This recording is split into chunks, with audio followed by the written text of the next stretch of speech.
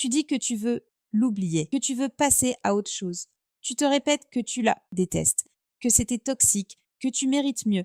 Et pourtant, au fond de toi, tu sais que tu ressens encore quelque chose. Tu es encore attaché.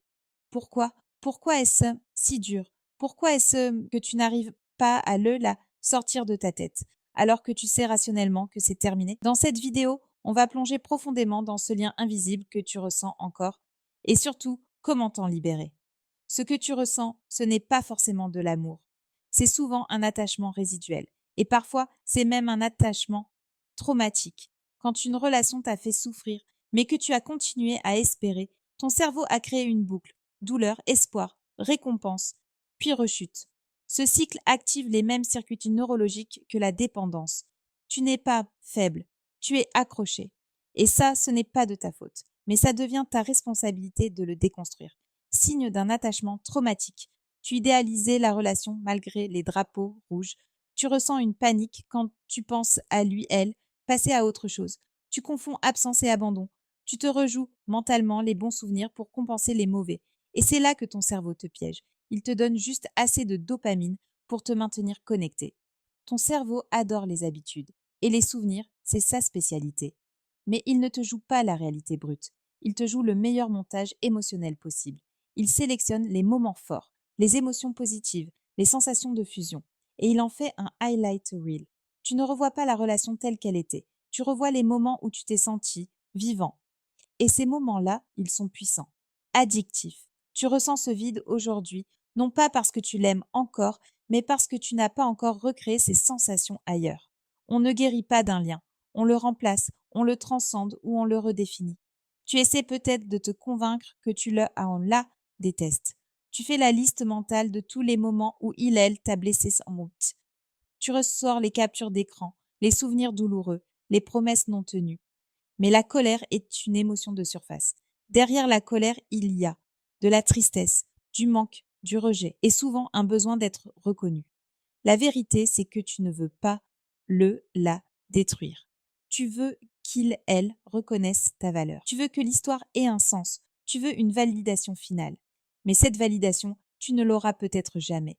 Et c'est dur à entendre, mais c'est aussi ta libération. Arrête de traquer ces réseaux. Chaque vue de story, chaque like, chaque statut alimente ton attachement. Tu recherches des signes pour valider ton importance.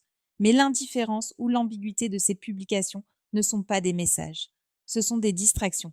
Arrête de rejouer vos conversations. Ton cerveau crée une illusion de contrôle en réécrivant le passé. Tu penses que si tu avais dit ça, il, elle, serait resté. Mais tu n'étais pas responsable de son départ. Tu n'es pas responsable de son comportement.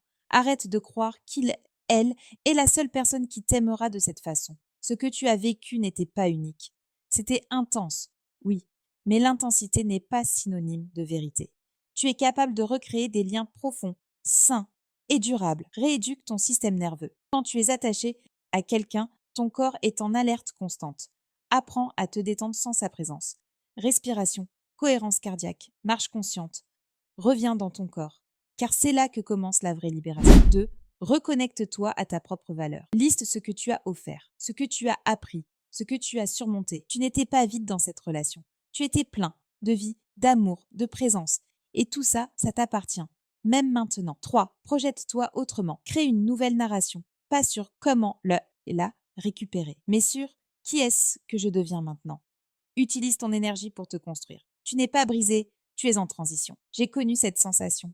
Celle de se réveiller en ayant le cœur lourd, de checker son téléphone dès le matin, d'avoir l'estomac noué en voyant une story.